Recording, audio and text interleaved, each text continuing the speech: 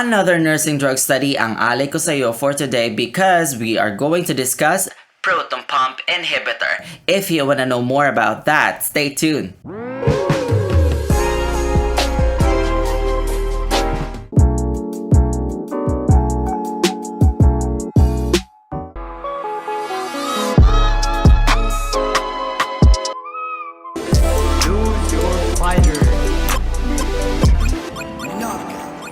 Welcome back to my channel. If you're new here, my name is Neil Galve and I'm a registered nurse and I do have a degree in medical surgical nursing. I create my nursing educational videos to help nursing students and nursing professionals with their studies. If that's something that you are interested in, consider subscribing. If you're already a subscriber though, thank you so much for your love and support. I see you. I upload my nursing educational videos 2 to 3 times in a week, so don't miss that out. Subscribe now. Hit the notification bell down there so that you will be the very first to watch my newest uploads. Also, don't forget to give this video a big thumbs up and share with your friends because that will really help know that you like to see more contents like this. Without further ado, let's jump into the video. Hi nurses! Alam ko na inaabangan nyo lagi ang mga nursing drug study na ginagawa ko, kaya naman, for today we're gonna have another one. And today, we are going to discuss about your proton pump inhibitor. I will give you the indications, contraindications, side effects, nursing interventions in regards to administering your proton pump inhibitors. Don't worry, I got you, okay? Now, in order for me to do that, I will need to switch back to my PC and I'll see you guys in a bit. Alright, hi everybody! Welcome sa ating formal discussion ng yung proton pump inhibitors. Yes, this is another video under your nursing drug study kung saan binibigyan ko kayo ng review materials or ng educational materials in regards to nursing. Napakarami ko pong ginagawang videos na ang subject or ang major subject natin is about nursing concepts. So this is one of them. If you haven't watched the other nursing drug study I created, I'll be putting it on the description box, the link, the playlist, or kapag nag-pop out yung icon button dyan, i-click mo yan kasi ililink ko dyan lahat or yung iba sa mga playlist ko in regards to nursing, okay? So check that out. Now, we will going to know the proton pump inhibitors in this nursing pharmacology guide for student nurses and nursing professionals.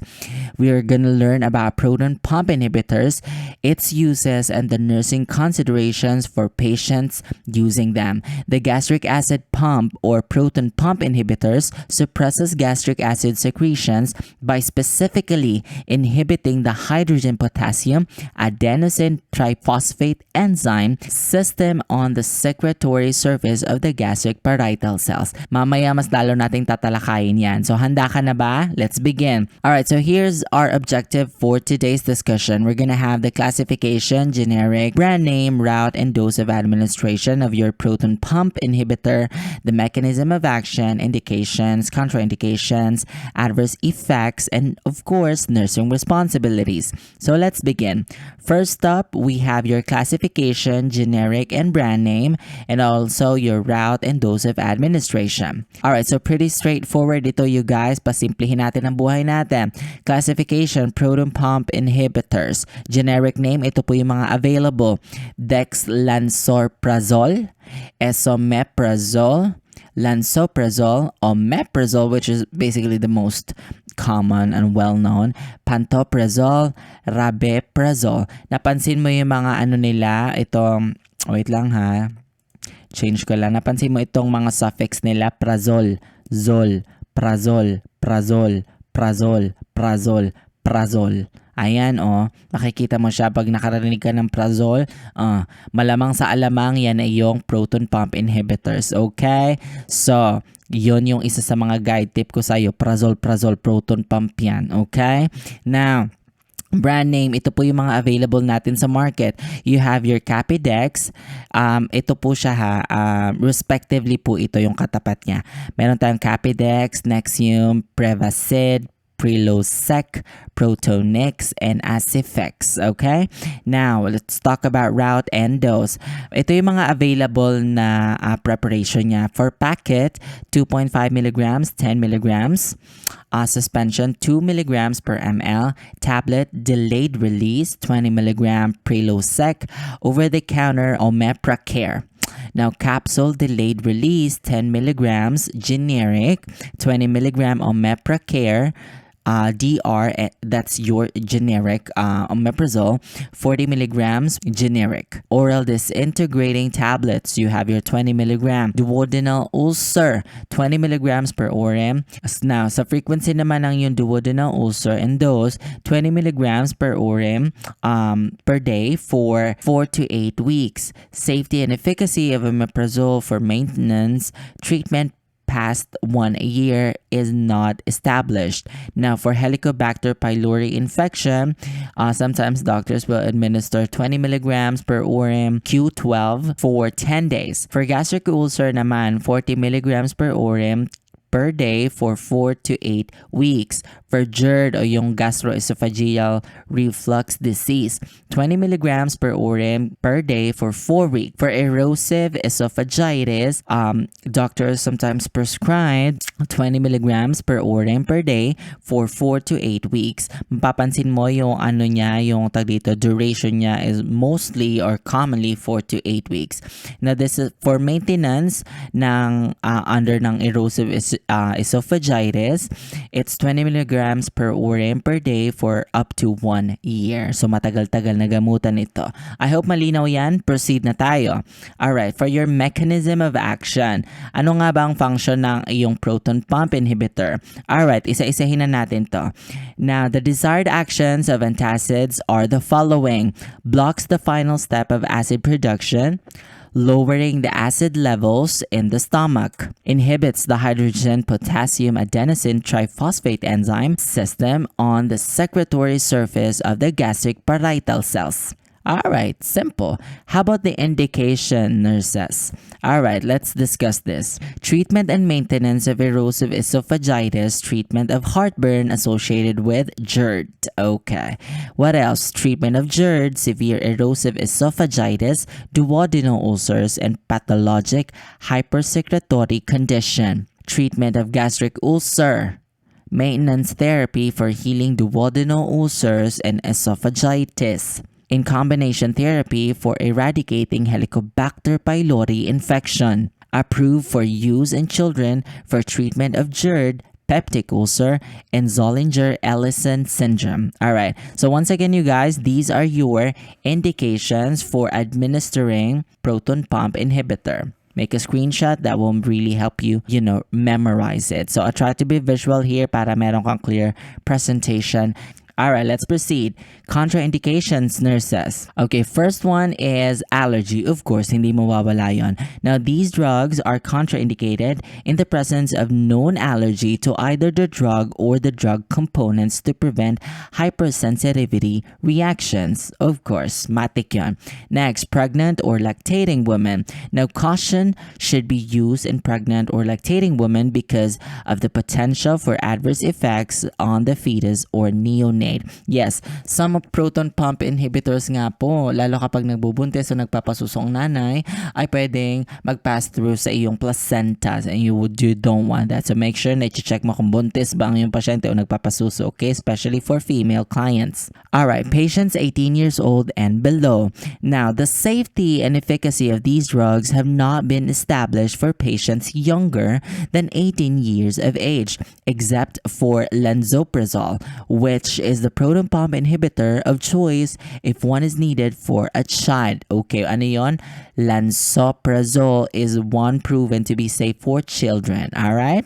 Now let's proceed. What are the adverse effects of your proton pump inhibitor? Okay, let's discuss this. Now, when you talk about your central nervous system, paano siya magmamanifest? Meron din siyang headache, dizziness, vertigo, and insomnia. Well, for sa skin, pwede mag-develop ng rash ang iyong pasyente. Ano pa? Sa GI naman, pwede may pagtatae, may abdominal pain, may feeling na nasusuka siya o talagang may actual na pagsuka, nausea and vomiting. What else? Sa respiratory naman, upper respiratory infections can occur and that could also have cough, So once again, these are the adverse effects of your proton pump inhibitor. Alright. Last step na to, nursing responsibilities. Ito na yung hinihintay mo, okay? Now, isa-isahin natin to. Na i-discuss ko nga po sa inyo yung nursing implementation with rationale. Nursing interventions for patients using proton pump inhibitors include the following. Malakinig ka. Ito na to, para sa atin to. Now, proper administration. Administer drug before meals to ensure that patient does not open, chew, or crush capsules. They should be swallowed whole to ensure the therapeutic effectiveness of the drug. Again, anong gusto kong take away mo nun? Before meals pa, okay? Before meals, empty stomach. Now, safety and comfort. Provide appropriate safety and comfort measures if CNS effects occur to prevent patient injury. Kasi nga, may vertigo, may paghihilo, diba? May insomnia pa nga nakasama. So, pag mga ganon, nahihilo-hilo yung pasyente, wag mo nang pag-anuhin, pag-drive-in, o kaya you promote rest, okay? You really don't want to promote injury sa iyong pasyente, okay? Now, institute a bowel program. Now, nurses, you need to monitor the patient for diarrhea. Isa yun sa mga adverse effect, right? Or constipation in order to institute an appropriate bowel program as needed. What else, nurses? You gotta monitor nutritional status. Monitor the patient's nutritional status. Use of small frequent meals may be helpful if GI upset is a problem. Okay, ensure follow-up. Now, you nurses should arrange for medical follow-up if symptoms are not resolved after 4 to 8 weeks. Ilan yun? 2 buwan. Now, this is because serious underlying conditions could be causing the symptoms, okay? So, compliance to treatment and follow-up checkup nga po ang kailangan para ma-monitor natin yung efficacy o yung effectiveness ng ating gamutan. Na provide patient support. You can offer support and encouragement to help the patient cope with the disease and the drug regimen. What else? Educate the patient and folks. Provide thorough patient teaching, including the drug name and prescribed dosage. The importance of taking the drug whole without opening, chewing, or crushing it, signs and symptoms of possible adverse effects, and measures to minimize or prevent them. Okay, so ang pwede mong gamiting health teaching na to, ang pinaka talaga nating, alam mo yon, pinaka tatak natin is yung ating health teaching sa ating mga pasyente. Yung diniscuss natin dito, yung adverse effect, yung indication, contraindications, pati yung action ng gamot ay pwede mong gamitin for health teachings, okay? That is very powerful. All right, you guys. Now, thank you so much, you guys, for watching. I hope you really learned something at na-refresh ka. Please like, share, and subscribe to my channel for more nursing educational videos. Please let me know if you have other nursing topics that you want us to do. Comment it down below. Abangan nyo po yung mga next video natin regarding sa nursing pharmacology, and other nursing contents or concepts sa mga susunod na araw kasi excited na ako. You know what, guys? I really want to grab this opportunity to thank you who's watching right now, who's listening right now, excuse me, for making my dreams come true. You guys, we've been really, really growing, and none of that will happen if it wasn't because of you. Yes, ikaw nga. So, maraming salamat po, and I hope you can get to share my videos to other nurses, professionals, or students para naman mas marami pa tayong matulungan at sabay-sabay tayong matututo, you guys. Okay? So, I hope may natutunan ka, and I'll see you again next time. Please stay safe, you guys. Thank you so much, you guys, for watching. I hope you learned something. Help me grow my channel. You are already here. You might as well subscribe. #TeamCoolTalk. Give this video a big thumbs up and share with your friends. Let me know what you guys think. You put them down in the comment section below. Also, don't forget to check out the other playlists I created for you. I'll be putting the links on the description box, so simply click this icon button right here. Let's connect. Follow me on all my other social media accounts. Everything is at Neil Galve. I'll see you again.